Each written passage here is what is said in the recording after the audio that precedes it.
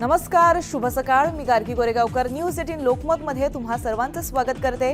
विविध क्षेत्रातल्या महत्त्वाच्या आणि सविस्तर बातम्या आपण नंतर पाहणारच आहोत, पण तत्पूर्वी जाणून घेऊया काही हेडलाईन्स. हेडलाइंस प्रायोजक राजयोग पेंट्स, खुशियां आपकी, रंग हमारे.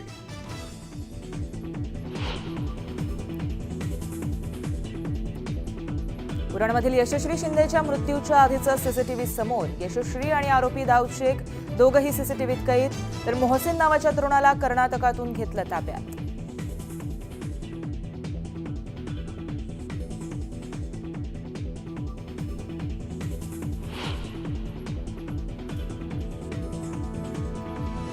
उरणमधील यशस्वी शिंदे हत्या प्रकरण. राज ठाकरेंच्या पत्नी शर्मिला ठाकरे पीडित मुलीच्या आईची घेणार भेट.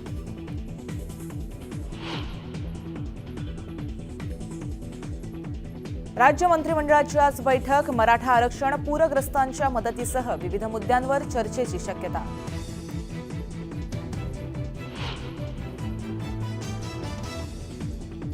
उद्योगपती गौतम अदानींनी घेतली मुख्यमंत्री एकनाथ शिंदे आणि देवेंद्र फडणवीसांची भेट.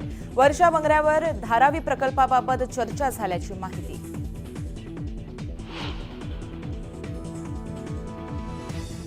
राजू शेट्टींनी घेतली मनोज जरांगे पाटलांची भेट. भेटीत विधानसभा निवडणुकीबाबत चर्चा झाल्याची माहिती.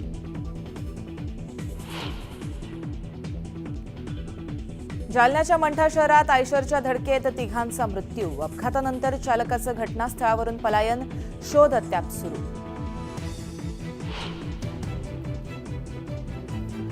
झारखंडच्या बडाबांबो रेल्वे स्थानकाजवळ दुर्घटना. हावडा मुंबई एक्सप्रेसचे 18 डबे रुळावरून घसरले.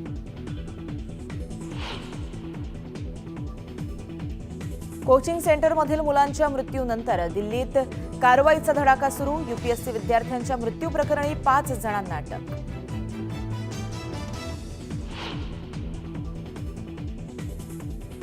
आणि भारतीय टेनिसचा आयर्न मॅन निवृत्त. रोहन बोपन्नाकडून 22 वर्षांच्या करिअरला पूर्णविराम.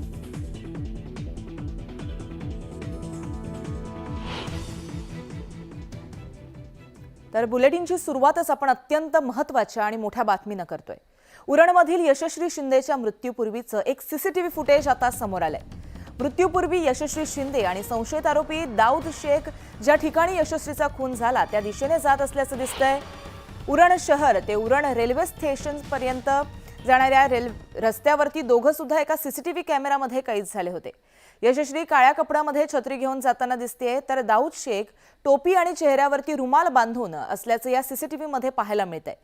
यशस्वी दुपारी 2:14 जातीये, तर दाऊद शेख हा 2:22 जाताना दिसतोय. या दोघांच्या भेटीमध्ये तब्बल 8 मिनिटांचा फरक दिसतोय. या 8 मिनिटात यशस्वी कुणासोबत तरी मोबाईलवर फोन लावताना दिसतेय. त्यावरून यशस्वीच्या मृत्यूच्या दिवशीच्या सीसीटीव्हीवरून पोलीस काय तपास लावतात हे सुद्धा पाहणं महत्त्वाचं ठरणार आहे. आपण ही त्या दिवशीची दृश्य पाहतोय.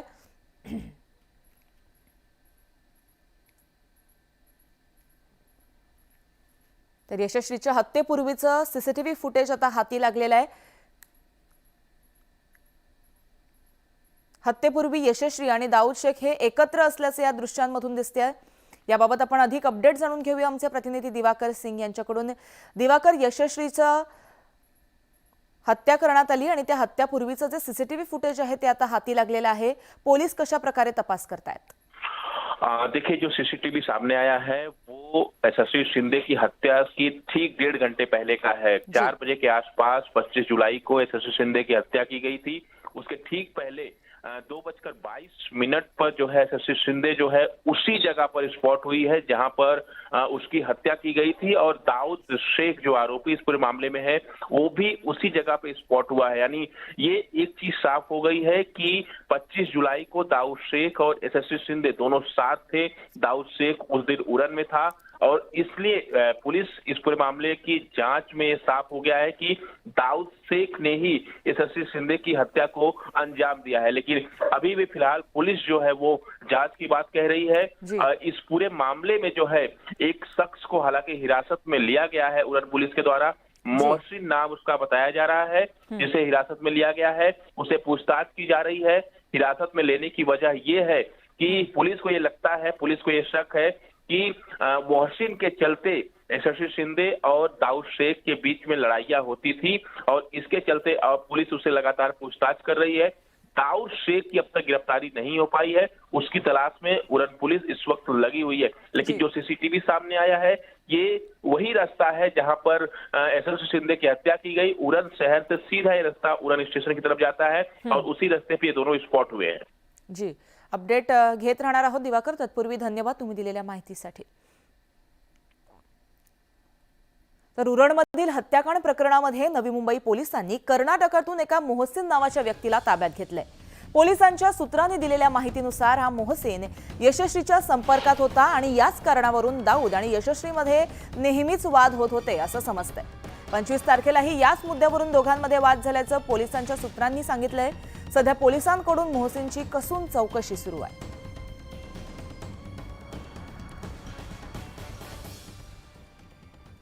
तर उरण शहरातील NI स्कूल जवळ राहणाऱ्या या यशस्वीचा मृतदेह रविवारी कोटनाका पेट्रोल पंप जवळ आढळून आला. पोलिसांनी मृतदेह ताब्यात घेऊन दाऊद शेख यानेच तिची हत्या केल्याचं यातून कुठेतरी संशयाचा भोवरामध्ये तो आहे आणि त्यानंतर तिच्या मृतदेहाची विटंबना देखील त्यांनीच केली असा संशय जो आहे तो व्यक्त केला जातोय. ही बातमी उरण शहरात पसरल्यानंतर आता नवी मुंबई आणि उरणमधील नागरिकांमध्ये मोठ्या प्रमाणात रोष पसरलाय. सर्वपक्षीय राजकीय नेते पीडित कुटुंबियांची भेट घेत आहेत. तर आज राज ठाकरेंच्या पत्नी शर्मिला ठाकरे देखील पीडितेच्या कुटुंबियांची भेट घेणार असल्याचं कळतंय.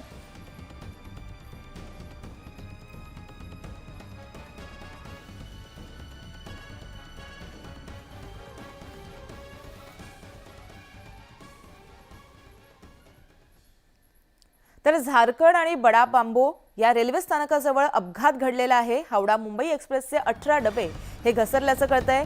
जखमी प्रवाशांना रुग्णालयामध्ये दाखल करण्यात आलंय. तर घटनास्थळावरून प्रशासनाकडून सध्या बचाव कार्य सुरू आहे. दुःखद अशी ही बातमी मानली जाईल. आपण ही दृश्य पाहतोय. झारखंड ते बडा बांबो हे रेल्वे स्थानक जे आहे या जवळ हा अपघात घडलेला आहे. हावडा मुंबई एक्सप्रेसचे 18 डबे हे रुळावरून घसरले आहेत. जखमी प्रवाशांना सध्या रुग्णालयात दाखल करण्यात आलंय. सध्या तिथे रेस्क्यू ऑपरेशन सुरू आहे. प्रशासनाकडून बचाव कार्य सध्या राबवलं जात आहे.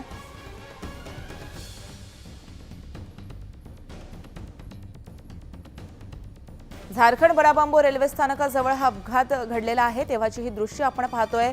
तब्बल 18 डबे हावडा मुंबई एक्सप्रेसचे घसरल्याचं कळतंय. यामध्ये अनेक प्रवासी जखमी झाले आहेत. सध्या जखमींवरती रुग्णालयामध्ये उपचार सुरू आहेत. बचाव कार्य सुद्धा मोठ्या प्रमाणात सुरू असल्याचं कळतंय. तर याबाबत आपण अपडेट जाणून घेतोय आमचे प्रतिनिधी प्रशांत यांच्याकडून. प्रशांत, ही दृश्य हाती येत आहेत. हावडा मुंबई एक्सप्रेसचे 18 डबे घसरलेले आहेत. नेमकी ही घटना कशी घडली आहे आणि सद्यस्थिती काय?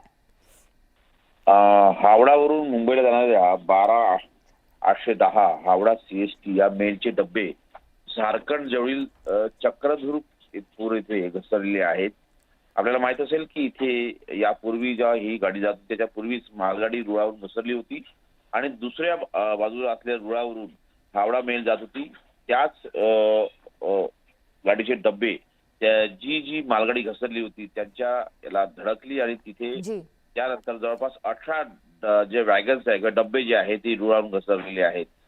महत्वाचं म्हणजे जी या संदर्भात मध्ये रेल्वे मंत्रालयाच्या वतीनं हेल्पलाईन नंबर जारी केली आहे. रात्री उशीर म्हणजे पहाटे 3:30 हा अपघात झाल्याची माहिती पुढे आलेली आहे आणि सोबतच 5 ते 6 प्रवासी जखमी असल्याची सध्या माहिती आहे. अजून जखमीची संख्या अजून स्पष्ट झालेली नाहीये. जे जखमी प्रवासी आहेत त्यांना जवळच्याच रुग्णालयात दाखल केलेलं आहे. स्टुडिओ जी, नक्कीच प्रशांत, याबाबत अपडेट घेत राहणार आहोत. तत्पूर्वी धन्यवाद तुम्ही दिलेल्या माहितीसाठी. यानंतर जालन्यामधून सुद्धा अशीच एक दुर्दैवी बातमी समोर येते. जालन्यामध्ये भरधाव आयशरनं 3 जणांना धडकल्याचं कळतंय. या धडकेमध्ये 3 जणांचा मृत्यू झालाय. जालन्यातील मंठा शहरामध्ये हा भीषण अपघात झालाय. मंठ्यातील देवी रोडवरून भरधाव वेगानं जात असताना हा अपघात घडल्याचं कळतंय. या अपघातामध्ये मारिया पठाण या 6 वर्षीय मुलीचा जागीच मृत्यू झालाय. तर सीमा चव्हाण आणि रुपला राठोड यांचा रुग्णालयात घेऊन जात असताना मृत्यू झाल्याचं कळतंय. दरम्यान अपघातानंतर चालकानं पलायन केलं असून पोलिसांकडून त्याचा शोध सुरू आहे. तर याबाबत आपण अपडेट जाणून घेतोय आमचे प्रतिनिधी रवी जयस्वाल यांच्याकडून. रवी, जालन्यामधला हा महाभयंकर असा अपघात घडलेला आहे. 3 जणांचा मृत्यू झालाय. नेमकी घटना कशी घडली आहे आणि पुढची कारवाई कशी होतीये? आपण जर बघितलं तर जालना जिल्ह्यातल्या मंठा शहरातली ही भीषण आणि दुर्दैवी अशी घटना आहे। एक आयसर ट्रक जो आहे तो MS 20 EL 2882 क्रमांकाचा हा आयसर ट्रक जो आहे तो भरधाव वेगानं मंठा शहरातल्या देवी रोडून येत होता आणि या निष्काळजीपणाने या आयसर चालकाने जे आहे ते हा निष्काळजीपणाने ट्रक चालवला आणि या अपघातामध्ये जोरदार धडक जी आहे ती 4 जणांना दिली होती। यामध्ये 3 जणांचा जो आहे तो जागीच मृत्यू झालेला आहे। सीमा सचिन चव्हाण, मारिया पठाण ही 6 वर्षाची मुलगी होती, तर रूपला रामचंद्र राठोड हा एका व्यक्तीचा जो आहे तो या ठिकाणी मृत्यू झालेला आहे। आपण जर बघितलं तर या अपघातानंतर चालकाने जे आहे ते घटनास्थळावरून पलायन केलेलं आहे। पोलीस आता त्याचा शोध घेत आहेत। जी, अपडेट घेत राहणार आहोत रवी। तत्पूर्वी धन्यवाद तुम्ही दिलेल्या माहितीसाठी। तर पुढची बातमी सुद्धा जालन्यामधूनच येते। जालन्यामध्ये भरधाव कारनं एका बसला धडक दिल्यामुळे बस पलटी झाल्याची धक्कादायक घटना घडली आहे। मध्यरात्रीच्या सुमारास मंठा चौफुलीजवळ हा अपघात झालाय। घटनेत 8 प्रवासी जखमी झाले, तर त्यापैकी 3घांची प्रकृती ही गंभीर आहे। हिंगोली आगारातून बस पुण्याकडे जात होती। घटनेची माहिती मिळताच परिसरातील नागरिक हे घटनास्थळी पोहोचले। त्यांनी बचाव कार्य सुरू केलं। जखमींवर रुग्णालयामध्ये सध्या उपचार सुरू असल्याची माहिती हाती येते।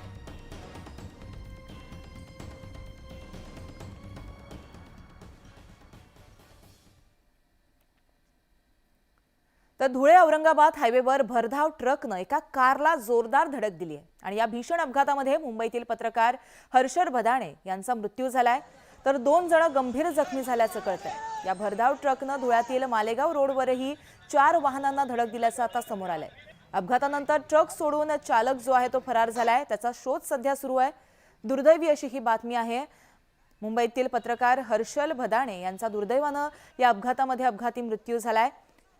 सध्या या ट्रक चालकाचा शोध सुरू आहे।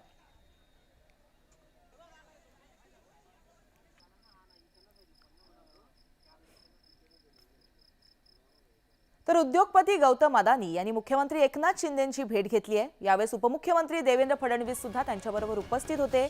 या भेटीमध्ये धारावी पुनर्विकासासंदर्भात चर्चा झाल्याची माहिती हाती येते। सुमारे 1 तास ही बैठक झालेली आहे आणि यामध्ये धारावी पुनर्विकासाबाबत चर्चा झाल्याची माहिती हाती आली आहे। वर्षा बंगल्यावरती मुख्यमंत्री एकनाथ शिंदे आणि उपमुख्यमंत्री देवेंद्र फडणवीस यांच्या उपस्थितीमध्ये ही बैठक पार पडली।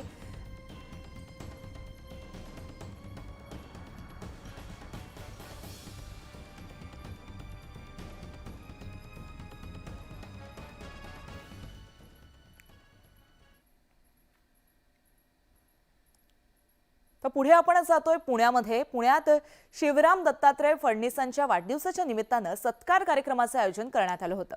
या कार्यक्रमामध्ये राज ठाकरेंनी तुफान फटकेबाजी केली आहे।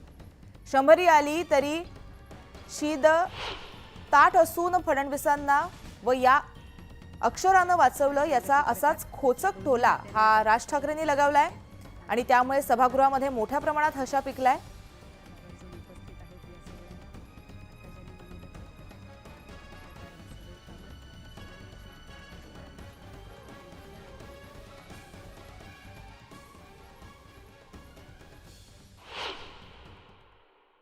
शिंदेंकडनं आपण काहीतरी घेतलं पाहिजे।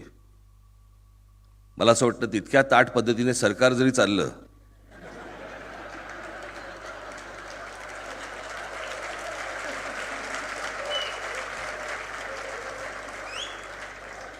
कारण एवढं वय नसतानाही सरकार वाकलेलं आहे। पण जास्ती बाहेरचे लोक घेऊ नका। या झाडाची फळं पाहिजेत, याही झाडाची फळं पाहिजेत।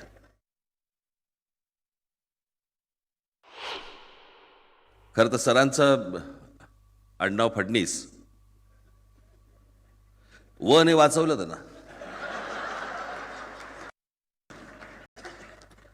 फडणीस म्हणून व्यंगचित्रकार झाले, फडणवीस असते तर व्यंगचित्र झाले असते। अकादमीची गरज नाहीये। आहेत त्या आर्ट स्कूल सुधारल्यात तरी मला असं वाटतं खूप चांगल्या गोष्टी होऊ शकतील। आज जे स्कूल ऑफ आर्ट, जे अप्लाइड आर्ट याची जी हालत आहे, म्हणजे तिथे असलेल्या डीनला साधं फूल पण काढता येत नाही। उद्या अकादमी काढली, समजा व्यंगचित्रांवरती अकादमी काढली, शिकवणार कोण? कोणीच नाही. उद्या लता दीदींवरती जर समजा तुम्ही संगीताची अकादमी काढली, शिकवणार कोण? तो स्वर्गीय आवाज आणायचा कुठून?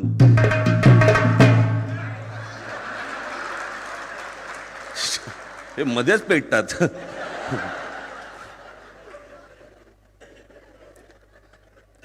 आता याच्यानंतर मी बोलताना मी फक्त असं करेन की तुम्ही सुरू करा. सरांनी ज्याला एक व्यंगचित्र केलं, आपण मगाशी म्हणालात की एक मांजर आहे, तिची पिल्लं आहेत आणि तिच्या बाजूला एक वात्सल्याचं एक त्या मांजरीच्या चेहऱ्यावरती एक वात्सल्य आहे आणि त्याच्यात एक उंदीर पण पितोय दूध. मी आज जर समजा मी ते व्यंगचित्र करायला घेतलं तर मी दाखवीन मांजर तिथेच आहे,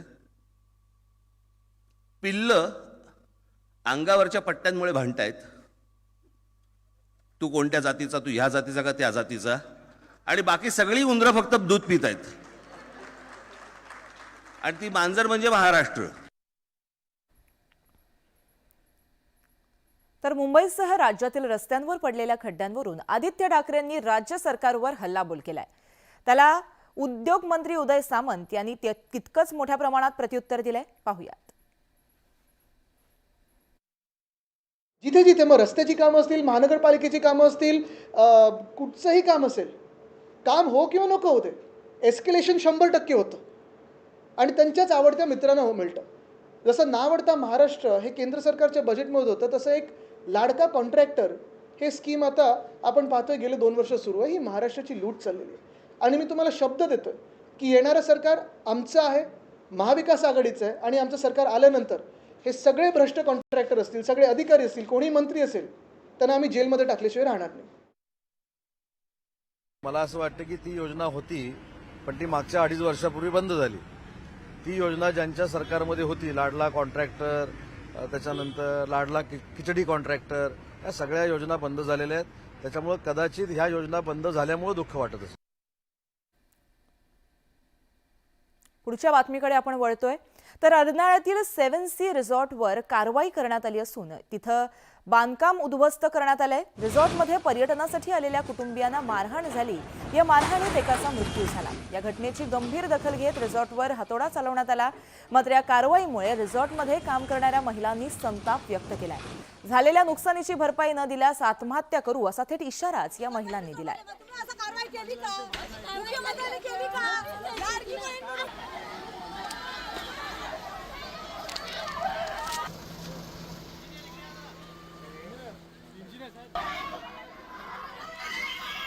तर अर्नाळ्यातील या घटनेवर मुख्यमंत्री एकनाथ शिंदे यांनी देखील प्रतिक्रिया दिली आहे. पाहूया.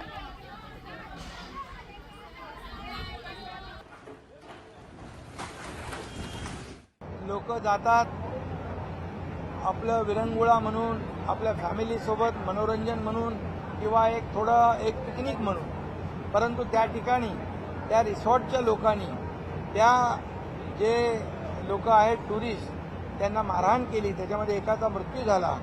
तो आमच्या ठाण्यातला मिलिंद मोरे नावाचा इसम आहे आणि अशा प्रकारचं कृत्य कुठेही खपवून घेतलं जाणार नाही. त्याला म्हणून त्यांच्यावर कारवाई करण्याच्या सूचना दिल्यात.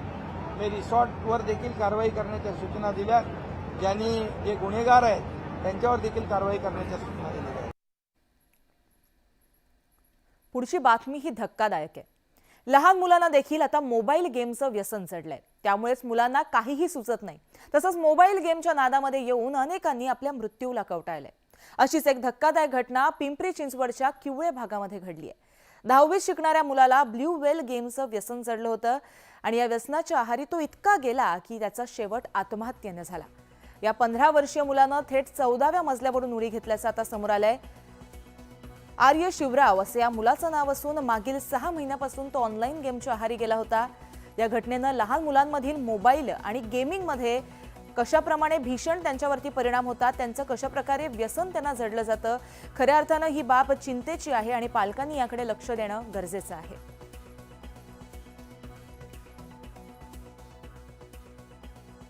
आता त्यामध्ये 2 टीम लिहिलेल्या होत्या ना, 5 इकडं 5 इकडं, हे वर्सेस हे.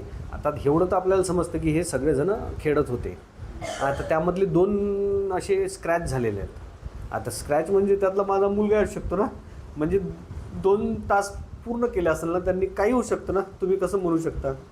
माझं फक्त म्हणणं आहे की जसं आता आपण म्हणतो की बऱ्याच जसं ब्ल्यू वेल म्हणतो आपण, ब्ल्यू वेल आपण बॅन केला आहे, मोठं काम केलं आपण, 3-4 हजार पोरं मेल्यावर केलं ना, बरोबर ना. बरं, पण आता हे ब्ल्यू वेल सारखंच काहीतरी चालू आहे, जे आता मलाही एक्झॅक्टली माहीत नाही की तो गेम काय आहे, मला एक्झॅक्टली माहीत नाही. कोणी म्हणते लीग ऑफ लिजंड, कोणी म्हणते XD, कोणी अजून काय काय म्हणतं. आता एक्झॅक्टली काय आहे हे नाही माहीत ना. म्हणजे तो असा नेहमी बिहेव करायचा की मी आगेला घाबरत नाही, मला नाईफ दे, मला कंटिन्यू कट करायचं. हे सगळे चेंजेस आले. जो पोरगा या सगळ्या गोष्टींना खूपच जास्त घाबरायचा, तो एक स्टेअरनं चालता चालता खाली बसून जायचा. तो स्टेअर्स पण सांभाळून उतरणारा पोरगा, त्यांनी हे स्टेप घेणं म्हणजे खूपच म्हणजे इमॅजिनेशनच्या वर आहे. मला फक्त एवढंच म्हणायचं आहे सगळ्यांना की हे गव्हर्नमेंटचा दोष आहे, बाकी कोणाचाच नाही. कारण आपल्या या नेटवर्कमध्ये जर गव्हर्नमेंट अशा साईट्स अलाउड करता मुलांपर्यंत पोहोचायला, आपली सगळं ऑनलाईन ॲक्सेस आहे, सगळं डिजिटलाइज्ड आहे, तर या डिजिटलाइजला पण तुम्ही सेक्युअर करा. प्राथमिक तपास त्याचा चालू आहे. तपासामध्ये त्याची सुसाईड नोट मिळालेली आहे, ज्याने ते लॉग आउट नोट असं म्हणलेलं आहे. आणि जो प्राथमिक तपास झालेला आहे, त्याच्या नातेवाईकांकडे वगैरे चौकशी केली, त्यामध्ये हा मुलगा जास्त प्रमाणामध्ये ऑनलाईन गेम खेळत होता असे निदर्शनास आलेले आहे. ते अभ्यास करत असलेला त्याचा लॅपटॉप आणि जो काही मोबाईल तो वापरत असेल ते आम्ही तपासासाठी सीज करत आहोत. त्यांच्या पॅरेंट्सकडनं आम्ही जास्तीत जास्त माहिती आणि सहकार्य घेत आहोत, जेणेकरून या मैताचं महत्त्वाचं की मूळ कारण काय आहे हे शोधण्यास आणि तिथपर्यंत पोहोचण्यास आम्हाला मदत होईल. तर यानंतर आपण जातोय जळगावमध्ये. जळगावामध्ये पावसाची संततधार ही सुरूच आहे आणि त्यामुळे तापी नदीच्या पाण्याची पाणी पातळी जी आहे ती आता वाढली आहे. हतनूर धरणाचे 18 दरवाजे पूर्णपणे उघडले असून धरणातून मोठ्या प्रमाणात पाण्याचा विसर्ग सुरू असल्यानं तापी नदीला पूर आलाय. नदीचा पूर पाहण्यासाठी भुसावळ येथील तापी नदीच्या पुलावर नागरिकांची मोठी गर्दी पाहायला मिळते. भुसावळकडून यावल, रावेर तसंच मध्य प्रदेशकडे जाणाऱ्या या पुलावर नागरिकांची गर्दी वाढल्यामुळे अनुचित प्रकार व दुर्घटना घडू नये यासाठी प्रशासन दक्ष आहे.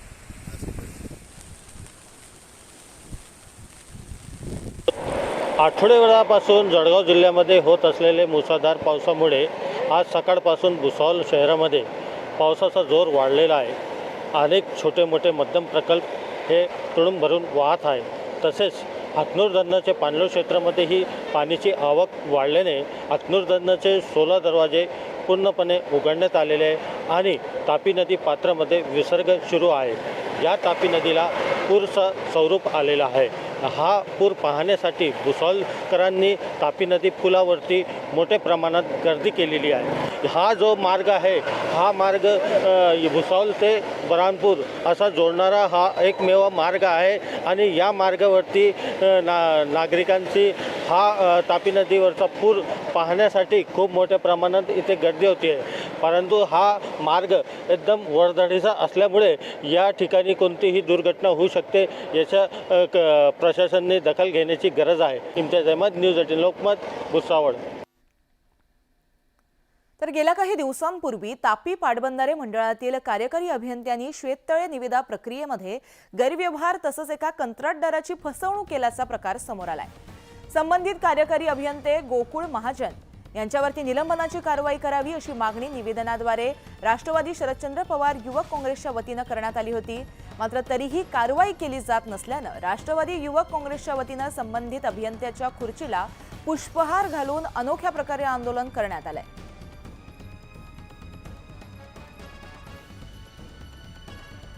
तर जळगावमध्ये शरद पवार गटाचं आंदोलन सुरू आहे. अभियंत्याच्या खुर्चीला हार घालून अनोख्या पद्धतीने आंदोलन करण्यात येत आहे. राष्ट्रवादी काँग्रेस पक्षाचा न्याय द्या, न्याय द्या, खुर्चीला न्याय द्या, निलंबित करा भ्रष्टाचारी अधिकाऱ्यांना, निलंबित करा, अरे निलंबित करा, निलंबित करा, राष्ट्रवादी काँग्रेस पक्षाचा न्याय द्या, न्याय द्या, खुर्चीला न्याय द्या, निलंबित करा, निलंबित करा, भ्रष्टाचारी अधिकाऱ्यांना निलंबित करा, अरे निलंबित करा, निलंबित करा. तर पुढे प्रवाशांसाठी अत्यंत महत्त्वाची अपडेट समोर येते. पश्चिम रेल्वेची वाहतूक ही साधारण 10 ते 15 मिनिटं उशिरानं सध्या प्रवास करते. ऐन गर्दीच्या वेळेस पश्चिम रेल्वेमध्ये अशा प्रमाणे बदल करण्यात आलेला आहे. उशिरानं ती धावते, त्यामुळे प्रवाशांचे मोठ्या प्रमाणात हाल होत आहेत. अप आणि डाऊन या मार्गावरील रेल्वे वाहतूक जी आहे ती विस्कळीत झाली आहे. त्यामुळे रेल्वेनं प्रवास करणाऱ्या प्रत्येक चाकरमान्यांसाठी ही अत्यंत महत्त्वाची अपडेट आहे. पश्चिम रेल्वे 10 ते 15 मिनिटं उशिरानं धावते.